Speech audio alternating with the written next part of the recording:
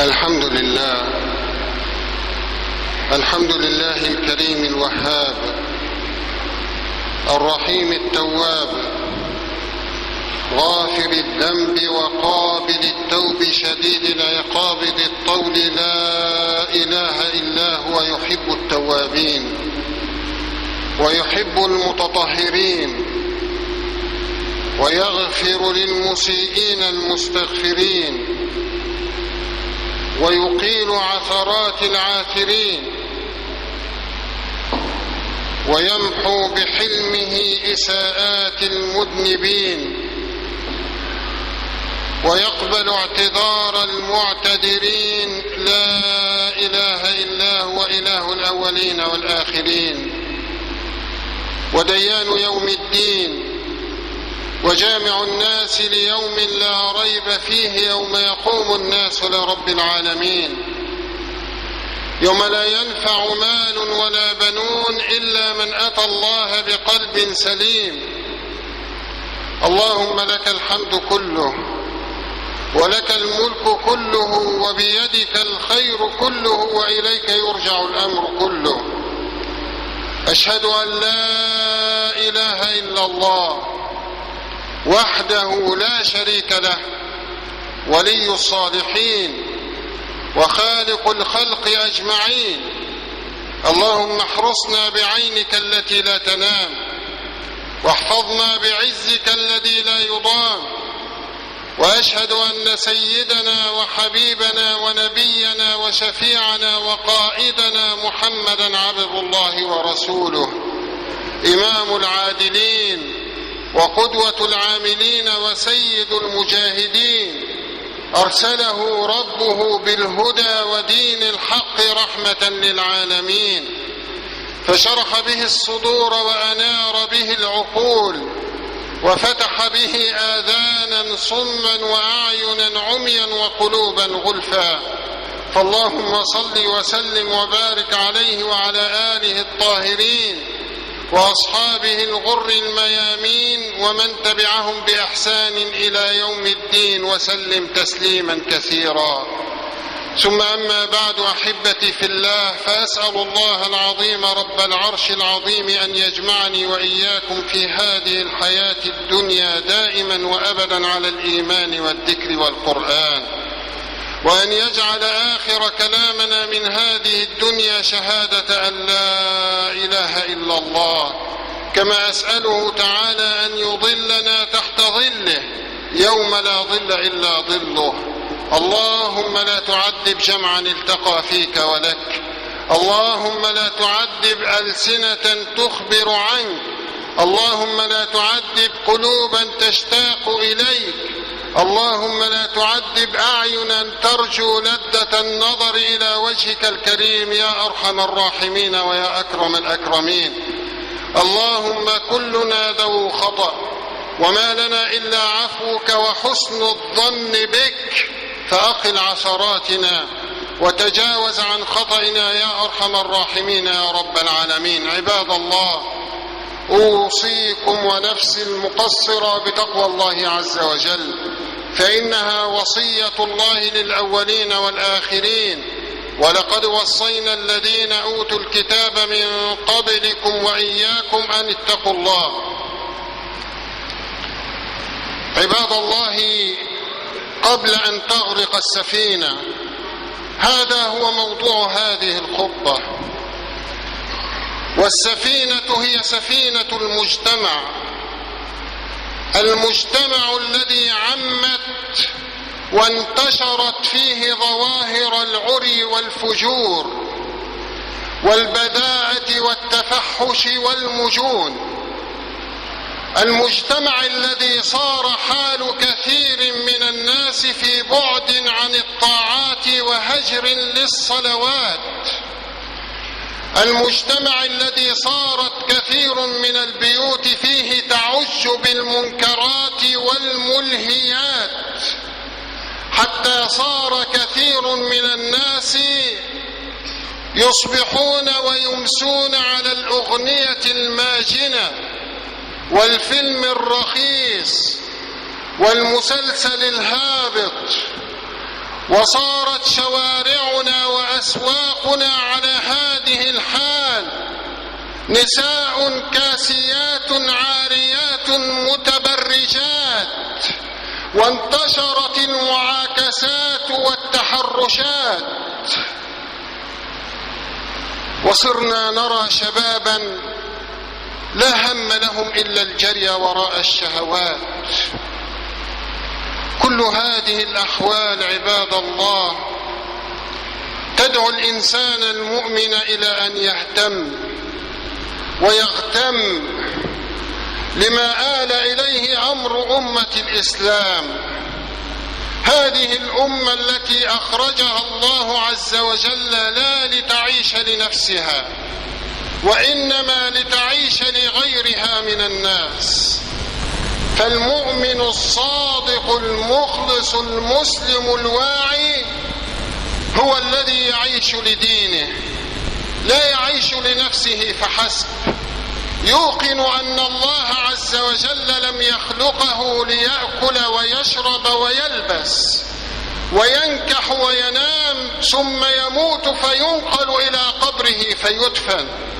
لا والله، المؤمن الصادق يعيش لأجل دينه، فإن قام فإنما يقوم لدينه، وإن فكر فإنما يفكر لهمه، وإن حزن فإنما يحزن لحزنه، وإن فرح فإنما يفرح لفرحه، مصداقا لقول نبيه صلى الله عليه وسلم: مثل المؤمنين في توادهم وتراحمهم وتعاطفهم كمثل الجسد الواحد، إذا اشتكى منه عضو تداعى له سائر الجسد بالسهر والحمى.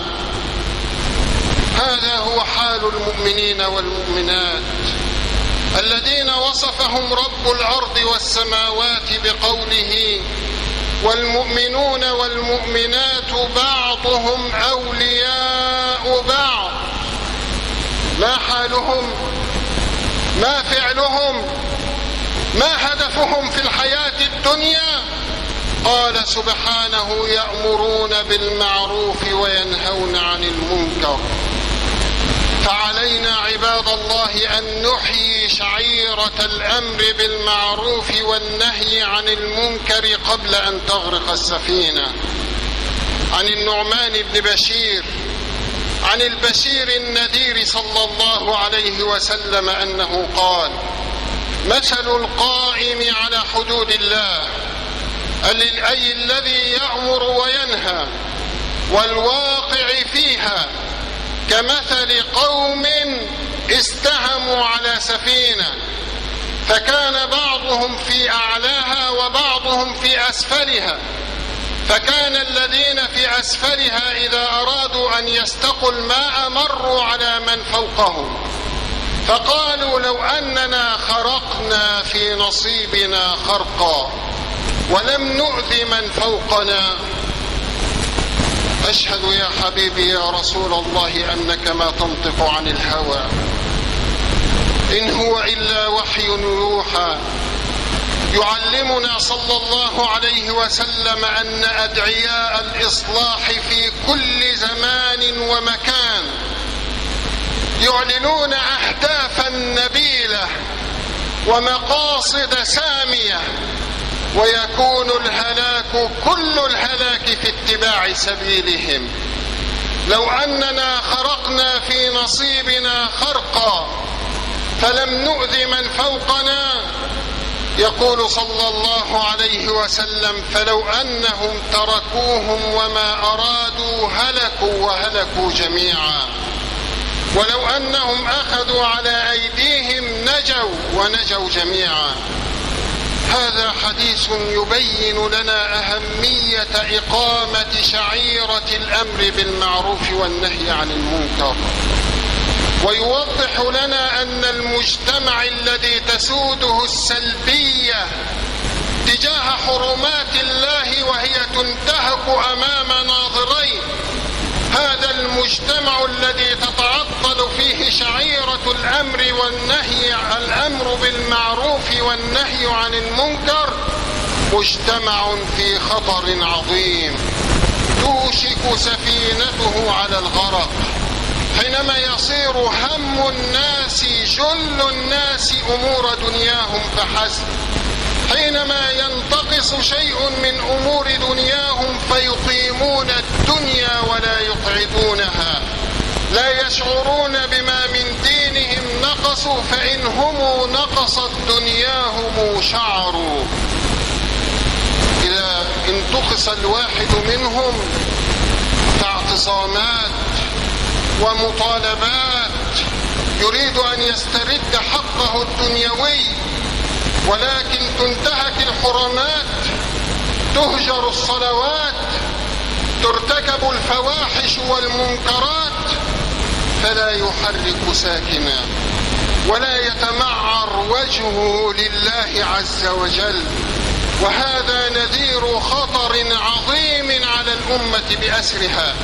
واسمع لحبيبك صلى الله عليه وسلم في الحديث الذي رواه ابن مسعود، إذ يقول صلى الله عليه وسلم: إن أول ما دخل النقص على بني إسرائيل أنه كان الرجل منهم يلقى أخاه وهو على المعصية فيقول له: يا أخي اتق الله ودع ما تفعل فإنه لا يحل لك، ثم يلقاه من الغد وهو على حاله فلا يمنعه ذلك من أن يكون أكيله وشريبه وجليسه، فلما رأى الله ذلك منهم غضب عليهم وعمهم بعذاب وعقاب من عنده. ثم تلا قوله تعالى: لعن الذين كفروا من بني إسرائيل على لسان داود وعيسى بن مريم، ذلك بما عصوا وكانوا يعتدون، كانوا لا يتناهون عن منكر فعلوه، لبئس ما كانوا يفعلون. وكان صلى الله عليه وسلم متكئا فتربع وجلس وقال: كلا والذي نفسي بيده لتأمرن بالمعروف ولتنهون عن المنكر ولتأخذن على يد السفيه ولتأطرنه على الحق أطرا أو ليضربن الله قلوب بعضكم ببعض ثم يلعنكم كما لعنهم. نعوذ بالله من غضب الله ومن لعنة الله. لطالما حذرنا رسول الله صلى الله عليه وسلم من ترك شعيرة الأمر بالمعروف والنهي عن المنكر، فقال صلى الله عليه وسلم: لتأمرن بالمعروف ولتنهون عن المنكر أو ليسلطن الله عليكم من لا يرحم صغيركم ولا يوقر كبيركم. يا رب لطفك. لتأمرن بالمعروف ولتنهون عن المنكر أو ليسلطن الله عليكم شراركم فيدعو خياركم فلا يستجاب لهم. أترضون بهذا عباد الله؟ أترضون أن ينزل علينا غضب الله وإذا تنزل فلا يرفع؟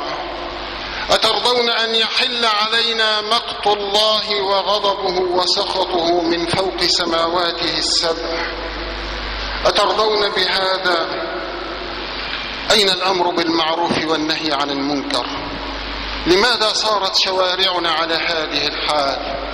أغفلنا عن قول الكبير المتعال: والمؤمنون والمؤمنات بعضهم أولياء بعض يأمرون بالمعروف وينهون عن المنكر ويقيمون الصلاة ويؤتون الزكاة ويطيعون الله ورسوله أولئك سيرحمهم الله.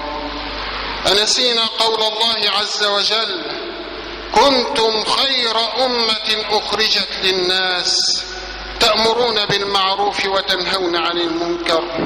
أغفلنا عن قوله سبحانه: ولتكن منكم أمة يدعون إلى الخير ويأمرون بالمعروف وينهون عن المنكر وأولئك هم المفلحون.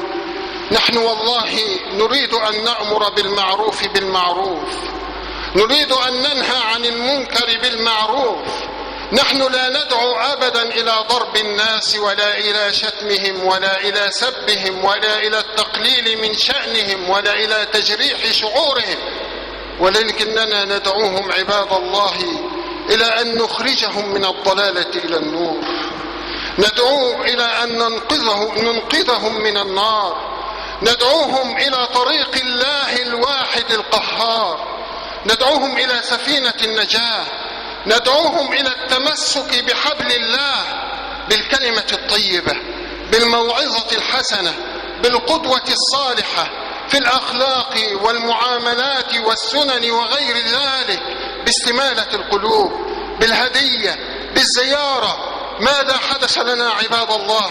هل طال علينا الأمد فصار المعروف بين الناس هو ما تعارف عليه الناس، مع أن عادات الناس وتقاليدهم تختلف وفقا لأهوائهم وطباعهم؟ وكم رأينا من التقاليد صادمت النصوص الشرعية، وكم رأينا من العادات خالفت المبادئ الإسلامية، وكم زين لكثير من الناس الشيطان سوء أعمالهم فرأوه حسنا. زين للناس تبرج المرأة فتبرجت وخرجت إلى الشارع كاسية عارية، زين لهم أكل الربا فأكلوه واستحلوه، زين لهم سماع الغنى فاستمعوه واستطابوه، زين لهم عبادات ما أنزل الله بها من سلطان فتمسكوا بها وحاربوا من أجلها. قل هل ننبئكم بالأخسرين أعمالا الذين ضل سعيهم في الحياة الدنيا وهم يحسبون أنهم يحسنون صنعا. ويقول سبحانه أفمن زين له سوء عمله فرآه حسنا فإن الله يضل من يشاء ويهدي من يشاء. أسأل الله أن يجعلني وإياكم من المهتدين. لقد كنت أظن أن الحوادث التي مرت بنا ستوقظ القلوب فتعود إلى الله الواحد الأحد علام الغيوب، فنأمر وننهى ونغير ونتوب ونبدل، ولكن ما حدث شيء من ذلك ولا حول ولا قوة إلا بالله. ازداد الناس بعدا عن الله عز وجل، ازدادوا طغيانا وتوكلا على غير الله، وكأنهم يقولون ربنا عجل لنا العذاب. في الأثر أن الله عز وجل أوحى إلى جبريل عليه السلام أن يقلب مدينة سبأ على من فيها، وجبريل كما تعلمون أوتي قوة عظيمة هائلة، يقتلع الجبال والأشجار والوديان والأنهار والأحجار، له 600 جناح، بجناح واحد حمل 4 قرى ورفعها إلى السماء حتى سمعت الملائكة نباح كلابهم ثم قلبهم على من فيها. أمره سبحانه وتعالى أن يقلب مدينة سبأ على من فيها، فقال يا رب إن فيها عبدك فلان لم يعصك طرفة عين. فقال المولى سبحانه فبه فابدأ فإنه لم يتمعر وجهه في قط. يا رب سلم سلم.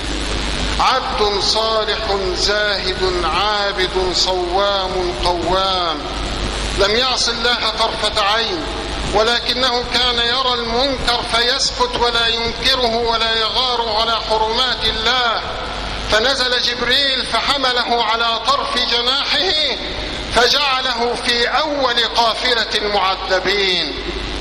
وكذلك أخذ ربك إذا أخذ القرى وهي ظالمة إن أخذه أليم شديد. عباد الله، كيف تنتظرون أن ينصلح حالنا ونحن لم نصلح من أحوالنا؟ إن الله لا يغير ما بقوم حتى يغيروا ما بأنفسهم. كيف تنتظرون أن يصلح الله من حالنا وشوارعنا وأسواقنا على هذه الحال التي نراها؟ صح عنه صلى الله عليه وسلم أنه قال من رأى منكم منكرا فليغيره بيده، فإن لم يستطع فبلسانه، فإن لم يستطع فبقلبه، وذلك أضعف الإيمان. وفي رواية: وليس وراء ذلك من الإيمان مثقال حبة من خردل. وعن عبادة بن الصامت قال: بايعنا رسول الله صلى الله عليه وسلم على السمع والطاعة في المنشط والمكره والعسر واليسر، وأن نقول في الله لا تأخذنا، لا نخاف فيه لومة لائم. بالله عليكم عباد الله، هل نحن ممن يقول في الله لا يأخذنا فيه لومة لائم، أم أننا صرنا نخشى من غضب الناس ومن سخط الناس؟ اسمعوا وعوا عباد الله، من أرضى الناس بسخط الله سخط الله عليه وأسخط عليه الناس، ومن أرضى الله بسخط الناس رضي الله عليه وأرضى عنه الناس. قلبوا صفحات التاريخ، انظروا في أحوال الأمم، بينما الأمم هانئة وادعة يأتيها رزقها من كل مكان، فتركت الأمر بالمعروف والنهي عن المنكر، فتغير حالها وتبدل شأنها، وجرت على أرضها الدماء، وأحاطت بها الفتن والدهماء.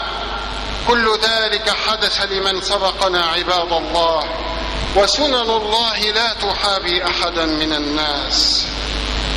لما فتح المسلمون جزيرة قبرص وسمع أبو الدرداء صراخ أهلها وبكائهم جعل يبكي، فقيل له: يا أبا الدرداء، ما الذي يبكيك في يوم أعز الله فيه الإسلام وأهله؟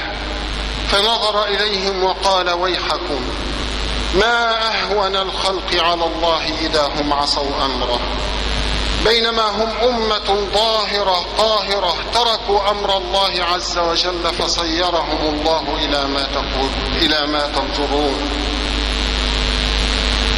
عباد الله، فلنكن صرحاء مع أنفسنا.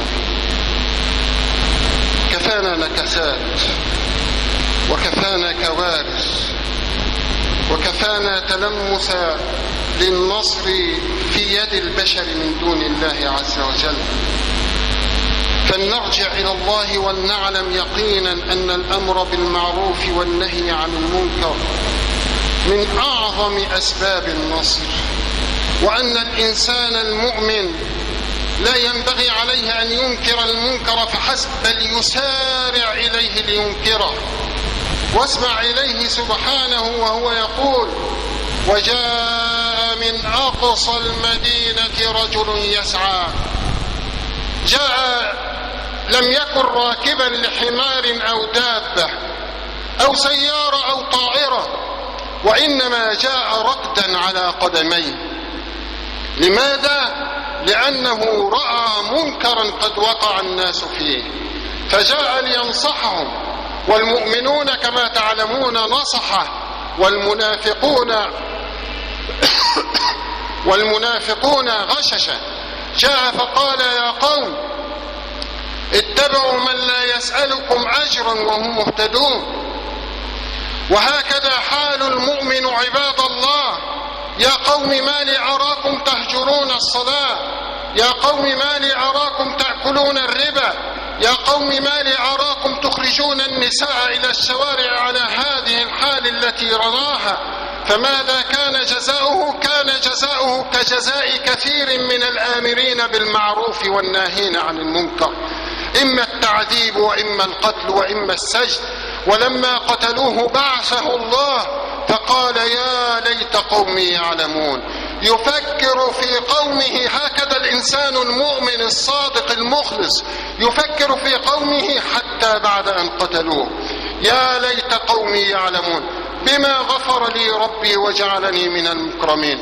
ليتهم يرون ما أنا فيه من النعيم، حتى يؤمنوا بالله مثل ما آمنت، حتى يسلموا لله مثل ما أسلمت، حتى يذعنوا لله عز وجل مثل ما أذعنت، حتى يستجيبوا لله مثل ما استجبت.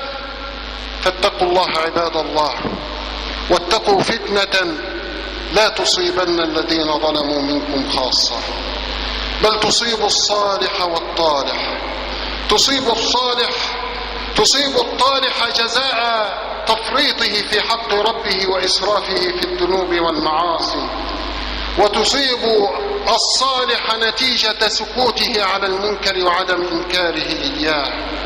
وكثير من الناس في هذه الأيام يقول أصلي وأصوم وأتعبد الله مالي ومال الناس، نفسي نفسي.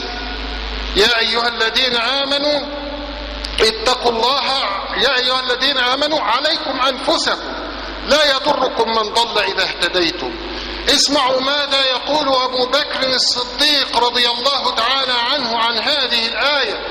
يقول رضي الله تعالى عنه: أيها الناس، إنكم تقرؤون هذه الآية فتضعونها في غير موضعها، ولقد سمعت رسول الله صلى الله عليه وسلم يقول: إذا رأى الناس الظالم فلم يأخذوا على يديه، والظلم درجات، أعلاها الشرك بالله، والتارك للصلاة ظالم، والآكل للربا ظالم، وآخذ الرشوة ظالم، والذي يذهب إلى السحرة والكهنة ظالم، والذي يجاهر بالمعاصي ظالم.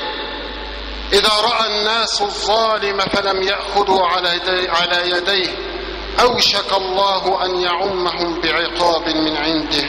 أسأل الله عز وجل لي ولكم السلامة. أعوذ بالله من الشيطان الرجيم. من عمل صالحا فلنفسه ومن أساء فعليها وما ربك بظلام للعبيد. بارك الله لي ولكم في القرآن العظيم، ونفعني وإياكم بما فيه من الآيات والذكر الحكيم. أقول ما تسمعون وأستغفر الله العظيم الجليل لي ولكم.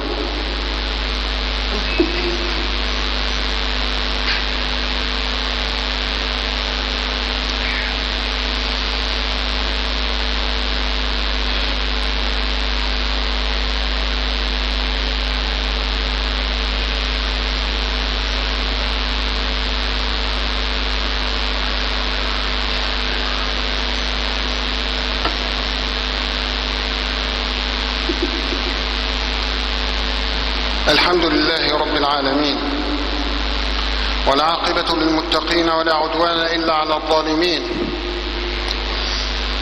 وأصلي وأسلم على المبعوث رحمة للعالمين محمد بن عبد الله عليه أفضل الصلاة وأتم التسليم، وعلى آله وصحبه أجمعين ومن تبعهم بإحسان إلى يوم الدين. ثم أما بعد، عباد الله، يقول المولى تبارك وتعالى مخاطبا رسوله صلى الله عليه وسلم: واسألهم عن القرية التي كانت حاضرة البحر إذ يعدون في السبت إذ تأتيهم حيتانهم يوم سبتهم شرعا ويوم لا يسبتون لا تأتيهم كذلك نبلوهم بما كانوا يفسقون. وإذ قالت أمة منهم لم تعظون قوما الله مهلكهم أو معذبهم عذابا شديدا قالوا معذرة إلى ربكم ولعلهم يتقون. فلما نسوا ما ذكروا به أنجينا الذين ينهون عن السوء وأخذنا الذين ظلموا بعذاب بئيس بما كانوا يفسقون. فلما عتوا عما نهوا عنه قلنا لهم كونوا قردة خاسئين. هذه قصة قرية أخذت أخذ عزيز مقتدر، خسف الله أهلها قردة وخنازير لما تركوا أمره ونهيه. قرية كانت على الشاطئ مجاورة البحر فحرم عليهم الله الصيد يوم السبت فامتثلوا لأمر الله فزادهم الله ابتلاء على ابتلاء، فجعل الأسماك تأتي يوم السبت إلى الشاطئ تسبح، وفي الأيام الأخرى لا يكادون يجدون سمكة واحدة. فانقسم الناس إلى 3 أقسام، وهذه الأقسام الثلاثة موجودة في كل زمان ومكان. قسم هم أهل الخبث والمكر والخداع والخيانة، قالوا نحفر جداول وأنهارا فيدخل السمك فيها ثم نسد عليه طريق الرجعة ثم نأخذه في يوم الأحد. وقسم آخر أمر بالمعروف ونهى عن المنكر وقال يا قوم اتقوا الله ولا تعصوا أمر الله واحفظوا الله فلم يستمع لهم. وقسم ثالث، هذا القسم ما أكثره والله، قال يا قوم، قال لم تعظون قوما الله عز وجل سيهلكهم أو يعذبهم عذابا شديدا. فقال الآمرون بالمعروف والناهون عن المنكر معذرة إلى الله يوم الدين ولعلهم ينتهون. وبالفعل بدأ أهل المكر والخبث والخيانة في تنفيذ مخططهم، فما كان من الآمرين بالمعروف الناهين عن المنكر الذين يثقون في موعود الله عز وجل إلا أن بنوا جدارا بينهم وبين أهل السوء حتى لا يصيبهم ما أصابهم، وجعلوا في هذا الجدار نوافذ يتطلعون إليهم لينظروا إلى حالهم لعله يكون لهم بهم عبرة.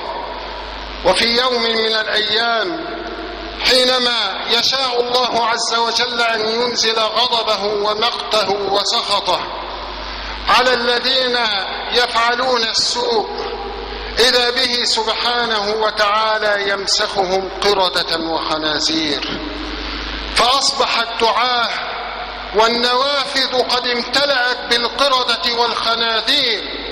يقول الواحد منهم من أنت؟ فيقول الرجل أنا فلان وهو على هيئة قرد أو خنزير، وتقول المرأة أنا فلانة وهي على هيئة قرد أو خنزير. نعوذ بالله من غضب الله ومن سخط الله. أما القسم الثاني الذي قال لما تعظون قوما الله مهلكهم أو معذبهم عذابا شديدا، فكان جزاؤه مثل جزائهم لأنه رأى ولم ينكر، والساكت كالراضي والراضي كالفاعل، ولا يظلم ربك أحدا.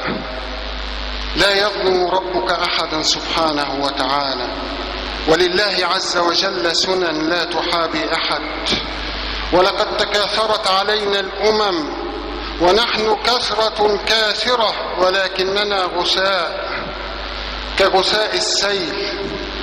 تركنا الأمر بالمعروف والنهي عن المنكر وابتعدنا عن دين الله عز وجل، ونحن لا نقول ذلك لحفظ دين الله عز وجل، فالله عز وجل قد تعهد بحفظ دينه ورسالته.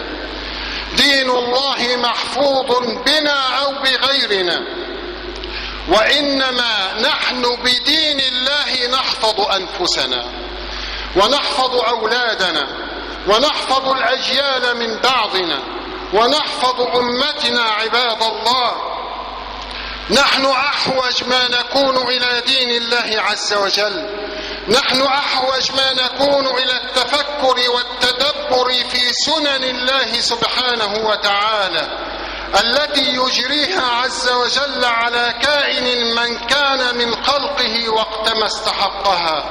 أسأل الله عز وجل أن يبرم لهذه الأمة أمر رشد يعز فيه أهل طاعته ويهدى فيه أهل معصيته ويؤمر فيه بالمعروف وينهى فيه عن المنكر.